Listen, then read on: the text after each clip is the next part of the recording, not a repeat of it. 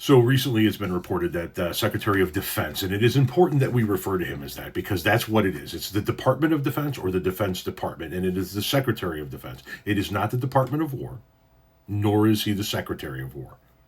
And as long as we continue to say Secretary of War or Department of War, we play into the normalization of what Donald Trump is doing to our government and our country.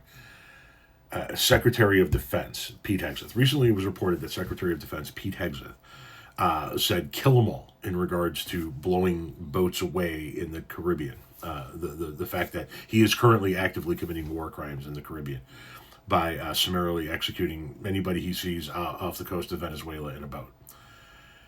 It was then asked of the president, Donald Trump, what do you make of these claims? And he says, naturally, he didn't say that. But then he's asked a question after that, and this, ladies and gentlemen, is how a coward ducks a question. Can you talk a little bit about the strikes and the controversy around Secretary of Defense Pete Hegseth? I don't know anything about it. He said he did not say that, and I believe him 100%. You don't know if there was You're talking about the two men? the second strike to kill the two men. No, he said he didn't do it. He said he never said Would it. you be okay with that if he did? He said he didn't do it, so I'd have to make that decision. And that's how a coward answers a question. Would you be okay if he said that? The answer is no. Unequivocally, no, right?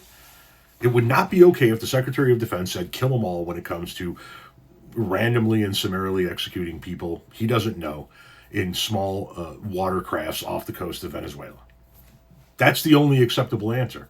However, if he says no and then there's proof that it came out that he said that, then he's got to stand by his guy because his guy is doing what he wants. His guy is executing anybody off the coast of Venezuela, no matter who they are and no matter what they're doing.